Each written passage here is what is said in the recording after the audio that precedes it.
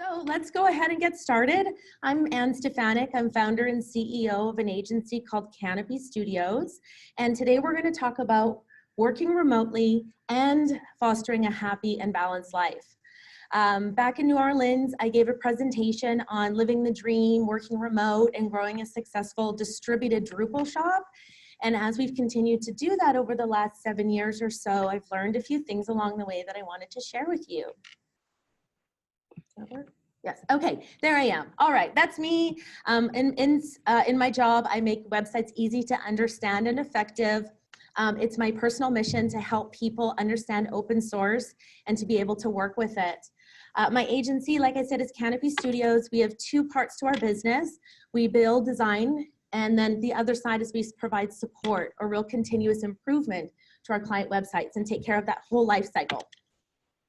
You can find me on email, you can find me on Twitter, and of course you can always check out our site, which is actually a hot mess, so don't actually look at that. We're going through a full rebuild and I don't like it at all. So anyways, that's okay. It's another story for another day is how we, anyways. Okay, let's get on to this. So quick show of hands, how many folks do you currently work at home? Awesome, right on. How many people are thinking of making the jump or work in an office? Wow, when I did that presentation last year this time, or last DrupalCon, it was about 50-50, if not more, tipping to in the office. So that's really cool. It really shows how that looks. And well, if, you know, a lot of people think that working from home is actually really relaxing. You know, maybe we all did at one point. I mean, you can work from anywhere, right? You can have that lifestyle flexibility that some people in the office, they don't get. And of course, you can always wear whatever you want. But really? I mean, working from home, you don't sometimes have a lot of social interactivity, so it can be pretty lonely. And when you're alone, sometimes, maybe it's because I'm a highly extroverted person, but for me, it's really demotivating. And work from home can actually be physically damaging. We don't get the same amount of just regular interactions with walking to the car to walking to the office. So some of us sit for hours and hours, and it can be actually really detrimental. And working from home, I bet all of us has felt this. It can be stressful. I mean, once you become, you know, past a certain threshold of work, you know, you start to feel almost like impaired or just depressed and stressed. You know, you can even, you know, when you're stressed out, you can have a hard time communicating or collaborating. And I'm sure we've all felt that working from home. What makes it, I feel, even more intense is that this attention economy that we live in. And this attention economy that we live in, it means workload is up, and there's this expectation of real-time responses. Did you know that 94 of us, which are service professionals, put in 50 hours or more a week? With nearly half of this group clocking more than 65 hours a week. And this doesn't include the time we are checking our phone, which is another 20 to 25 hours a week. These people always usually respond within an hour. So it's interesting that we don't get uninterrupted time. It's kind of crazy, or pardon me, it's kind of, you know, hard to believe that 40% of knowledge workers spend like less than 30 minutes straight on focused time. And I bet you feel this. Did you know, I found this stat, that we use on average 56 different websites and apps a day and switch between them nearly 300 times? And if you think about your day, I mean, we're computer nerds. We move fast on our computers, but it's in and out. So, you know, while most of us are spending our days bouncing from task to task, or we're trying to make up for lost time by multitasking. But it's well established that only 1 to 2% of the population it's actually possible for. The other 99% of us, it actually doesn't function. So another weird thing, you've seen this, and you see this a lot. I live in San Francisco, okay? So it's like this weird badge of honor for these people that they work these long hours and lose sleep. So it's this attention economy that has created additional stress because we don't have that focused time. And the scary thing about all of this is like, it's transferable. So if your boss is stressed out and working 80 hours a week and out of control, and it doesn't, like, it's transferable from boss to the staff, from the staff to the staff, from the staff to the client, to the staff to the home life. And like, it's crazy. It's like insane out there how much this attention economy is like, we're just constantly looking at what's pinging us. In my research, I dug into like, what are some key life balance takeaways? And, you know, when looking at it, Americans work on average 47 hours per week. Now, this is for the general population. This is not necessarily for us as professional service industry folk. But it's scary that only less than 3 hours of that is actually productive. The rest of the time is spent on neutral activities and distracting activities. 21% of the average person's day is spent on entertainment, media. I mean, how many people, like, I had to like give up Facebook to run a company because it's just was always there. So people are like, why aren't you on Facebook? I was like, because I'm running my company, because it's distracting. You know, people start early. You know, people usually start using devices at 9:30, but on average, 28% of the population start before 8:30 and 5% start before 7. 40% of people use their computers, and this is not phones, this is computers. This is computers they're getting out. You know, this was starting to where I found it really interesting that 20% of our work is actually done outside of our working hours. Okay. 33% of us, and I bet a lot of us are salaried workers, say they do work on the weekend. How many people do never work on the weekend? Yes, that's 3. That's 3 out of like, I don't know, 60 in here or whatever it is. But you know, that's the thing, is that we all put in time. This one, we check email, instant message every 6 minutes. 20% of our communications, like developers, dug into this a little bit more, developers on average spend 20% of their day on communication. Executives and managers spend almost 40%. So when we think about our time in the day, and it is that 40% of our day is spent multitasking with communication tools. Knowledge workers like us check Slack or email every 6 minutes, pardon me, with 35% people checking every 3 minutes. So we're just training ourselves to be feeling overwhelmed, overworked, tired. So with all that in mind, let's stop for a minute, people. Now that I've casted this depressing story here, let's move on to how can we actually have a calm and happy day at work? So I really have focused on figuring out life-work balance for myself as a CEO and figuring out how to encapsulate my day Monday to Friday. And I really like this quote, where happiness is not a matter of intensity, but an amount of balance and order, rhythm, and harmony. So when I think about that, it's like, how do we actually make that happen? That all sounds nice. But it's really a two-way street at your organization and requires everybody to rally around the mission. So when I'm going to follow up the rest of the presentation, we're going to go through what as an employee you can do to foster happiness at work, and then what you can do as an organization or a leader to foster happiness at work. And when I say happy, when I feel happiest, I feel like I'm calm, I feel well rested, I'm productive, creating meaning, creating value, having fun, enjoying conversation. I still work hard, I still learn. It's not like I'm just like, oh, everything's roses. So here I asked some of our Canopians. So my favorite one is pants aren't optional.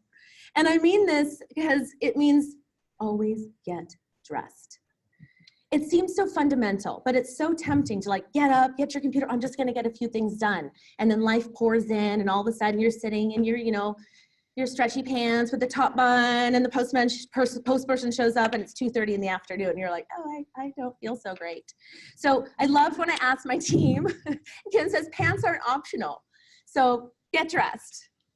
Another thing is we really like to, and we encourage and we stick to it, is time for lunch. I don't mean just make time for lunch, I mean take time for lunch. Pack a lunch the night before, then take it, go for a walk.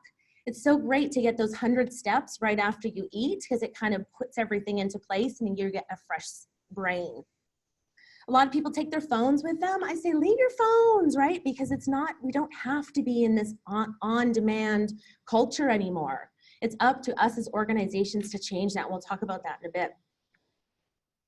There's also a great place of creating workspace and boundaries. So structure your time.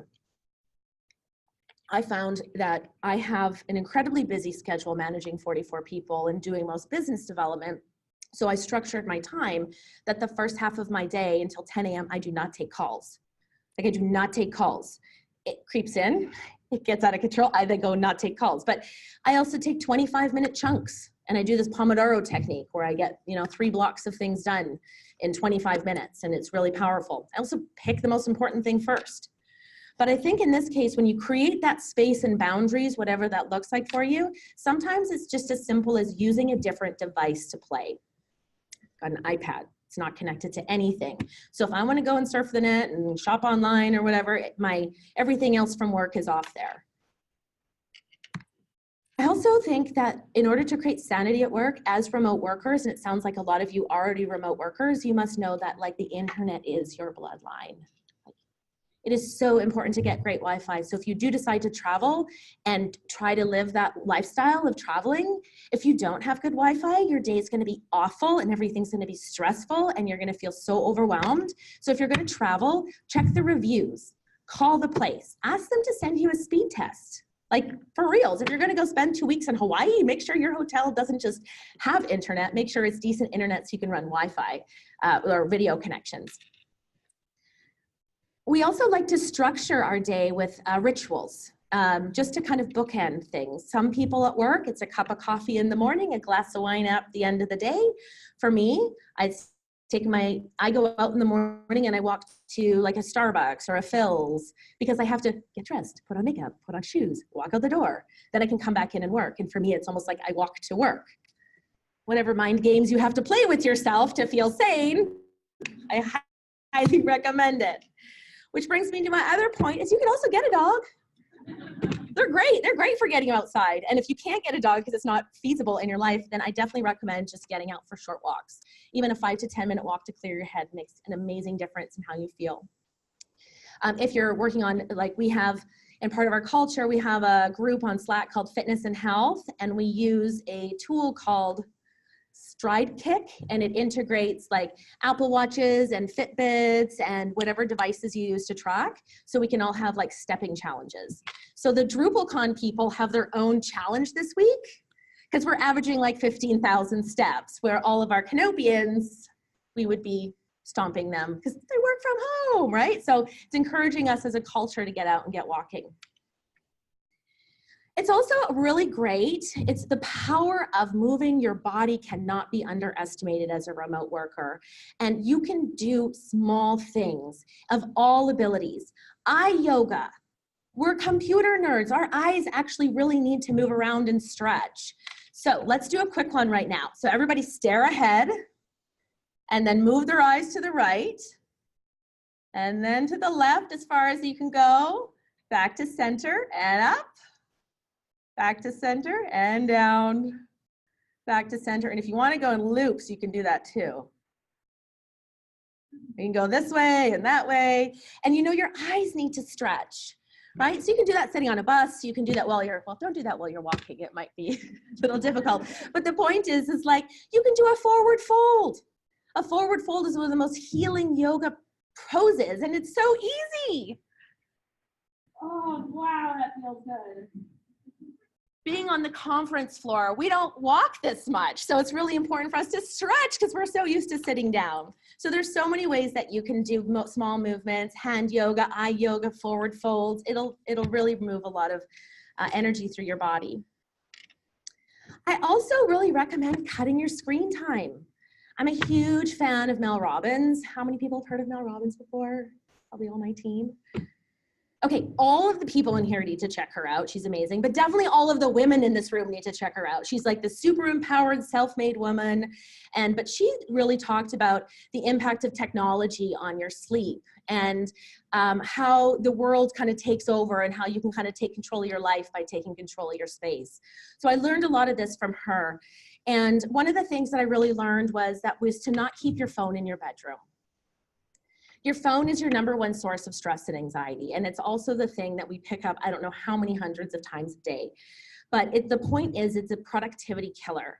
So don't sleep with it in your room. Leave it outside the room. Tell your kids, tell your family they should call you.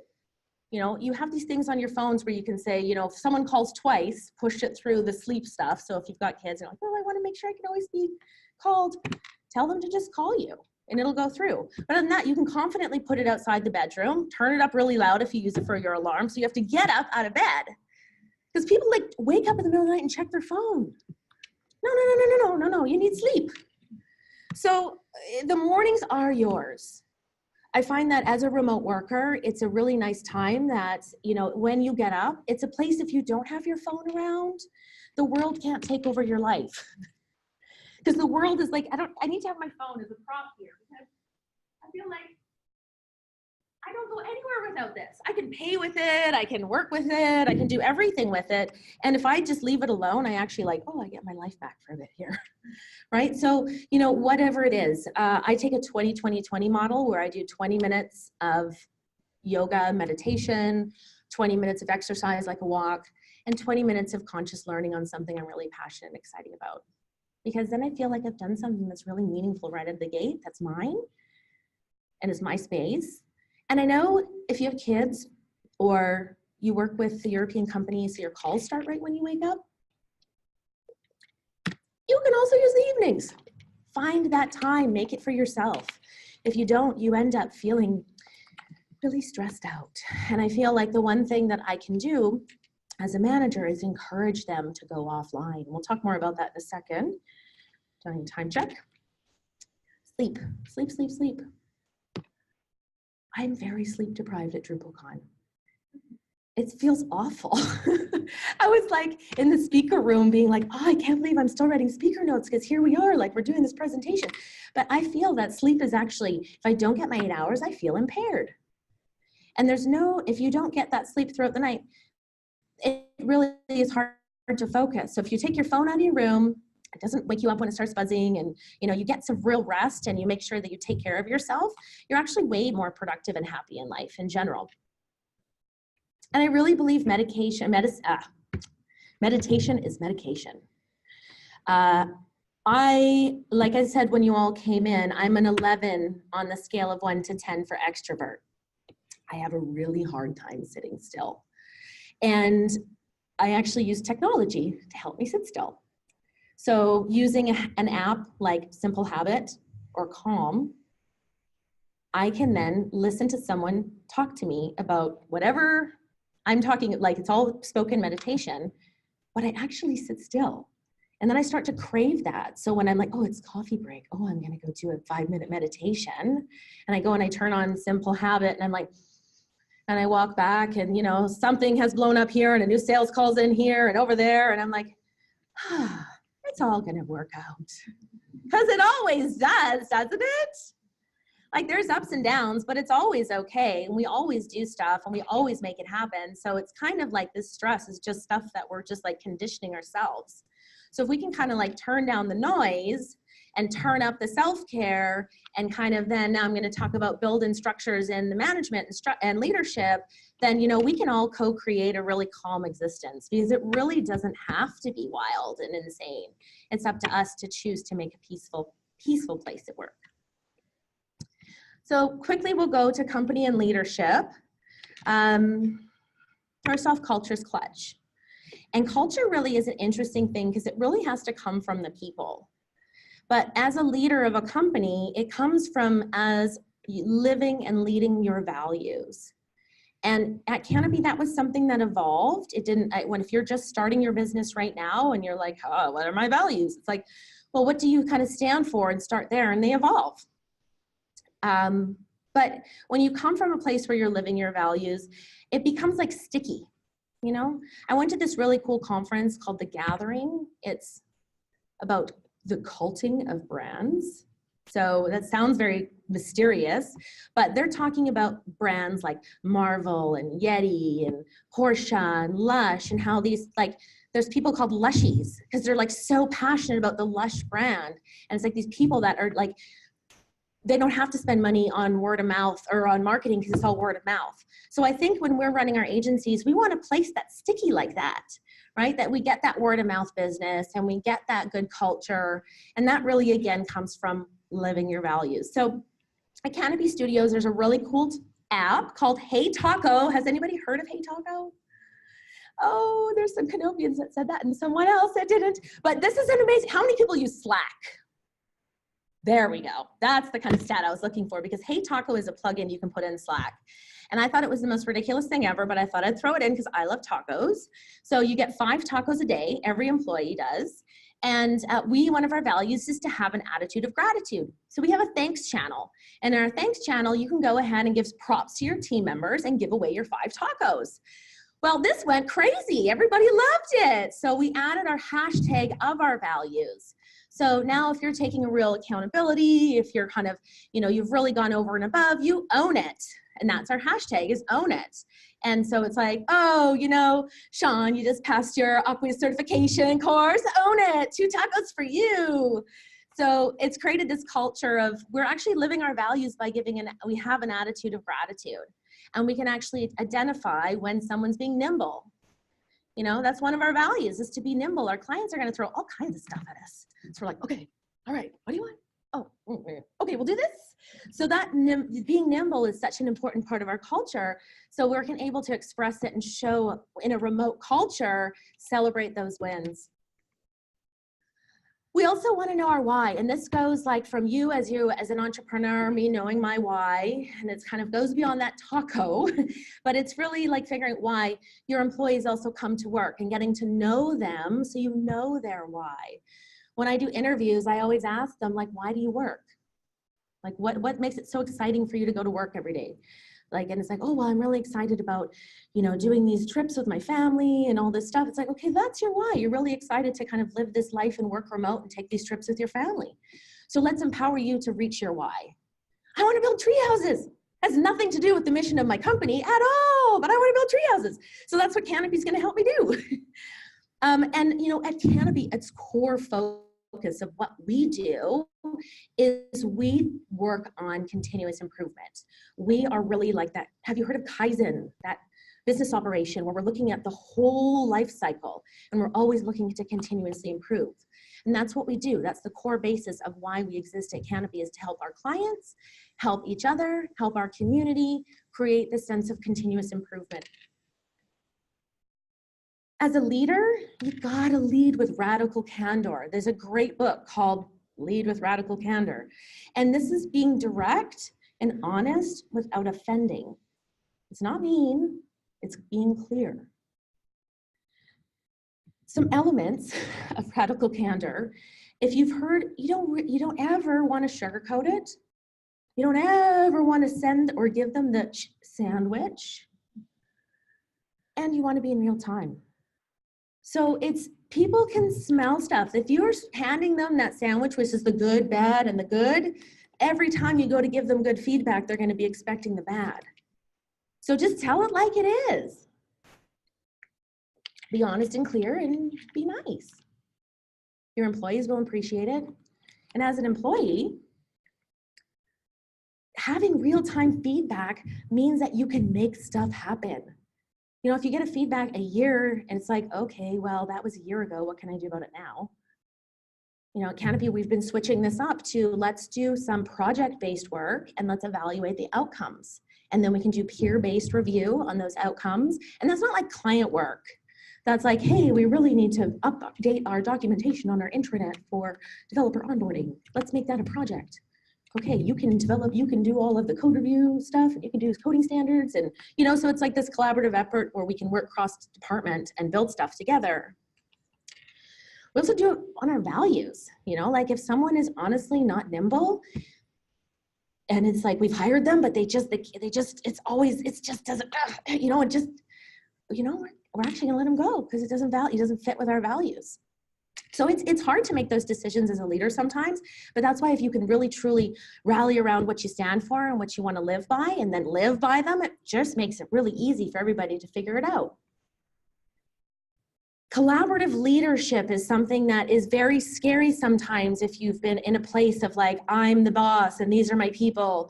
But honestly, it comes to this place like it cannot be. We are planners and we are makers. That's who we are. Some of us plan stuff, some of us make stuff. Some of the planners end up making stuff. It's very confusing sometimes in that sense because we're all humans building cool stuff together. But as a CEO, I always say I have an open door. But people never want to walk through it because it's kind of nervous, virtual or not. So the open door policy really only goes with my more, let's say, extroverted folks. They have no problem coming into my office and telling me exactly what they think. And that's cool.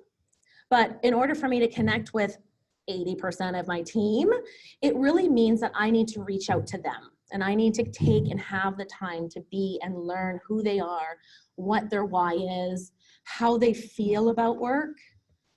If you're a manager, the next time you do a one-on-one with a human, don't ask them anything. Just ask them, how do you feel about what you're doing right now? And guess what? Because it's hard. Our stuff is hard sometimes. So as a leader, you have to have capacity to do this. If you're feeling like overwhelmed, overworked, that's the first thing is you have to take care of you. You have to get your life back and you have to get some sanity. Once you get there, then it's really time to sit down with your team and create space. Be humble. Push things forward. You know, don't just everything, push some things forward, but then share the outcomes. Because if you're asking for input, they want to see what the output is, because then they can feel participatory. We use another tool, and I know everybody's like, oh, what are the tools? So another tool is called Know Your Team. It used to be called Know Your Company. Fantastic tool. It actually allows you to ask 3 different questions a week. One is, we use Geekbot, which is our Scrum bot, so they take care of our like status updates. We do asynchronous status updates, so we don't always have to get in a room. We can put it through on Slack. And then we use a weekly heartbeat. Some people use that as like their weekly Scrum. We use it, how was your weekend? Because that's a normal Monday morning question in the office is, how was your weekend? So our Monday morning question is just that. We get to learn about each other. Our Wednesday question is usually a company or a culture question. So it is something like, what's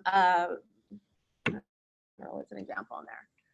We're going to roll out a new taco incentive program. What would you like, right? Or whatever it may be, you know, talking about almost anything. They can also add their own questions. So that's really nice. And they can answer privately. So if they send you a question and there's an answer, they can just send it just to me. So that's nice because they can feel like, hey, you know, love this tool, love this tool. There's also icebreakers and it's really cheap. It's like $100 per person forever. So you just pay that one-time fee and so anyways, I'm not plugging these tools, but I love the tools. Another thing that's super important, and I've got 2 minutes left, I'm talking too slow, but we really want to encourage a good work ethic versus rewarding people who are smart. What we want to do is that working hard is what matters. It's the working hard that makes you smart. So in that sense, do they do what they say they're going to do? Do they put in a fair day's work? Do they respect their work, their coworkers, their customers? And are they fundamentally a good person? So reward people for good work and good work ethic. When you recognize that great work, there's a stat that employees who are consistently and meaningfully recognized at work are 11 times more likely to spend their career with you. Lullabot has lifers. I call them lifers. They don't leave Lullabot. They love Lullabot. And I feel like that is a sign of a really strong culture because they care and they recognize their employees. You also want to celebrate your wins. We love the small talk, but it's also really noisy. So what we do instead is we start our calls with a recent win. Oh yeah, I just launched this site yesterday. Oh wow, I just built this thing. So we start with the win and then we go to work. We have other opportunities for socializing. Of course we talk, but we got stuff to do, right? We got those moments of time. We also believe that you need to create a culture that values open communication. So the constant cheerleader rah, rah, rah isn't also very helpful. So we have a daily scrum where support specifically comes into the room together and has a quick stand up. And on Thursdays, they throw tantrums. It's Tantrum Thursday. And it's not to talk, we never talk badly about any other person or, you know, but it's like, wow, this like server is so complex and I just can't figure it out. And I tried these 17 ways to fix and squash this bug and it's still showing me this. So it's a place to kind of just come and complain, as long as it's not about each other, because that's not what we're looking for. It's just a time to like feel frustrated. When you create a space where everybody is asked to equally share, they feel comfortable equally sharing. Introverts need a little bit of time to do stuff. So once we started this program, at first the introverts were like, oh. Then they just knew it was coming. They knew they had to share a win on every call. And it's like, okay, I know I gotta share a win. Okay, this is my win. All right. So we're all just trained to be equally in a place where we can actually collaborate and speak our ideas. So it's time to be happy and calm at work. Thank you so much. I'm a minute over. I really love talking about this stuff. So I know we don't have time for questions, but I'm happy to hang out after. Again, join us for the sprints tomorrow. And thank you very much.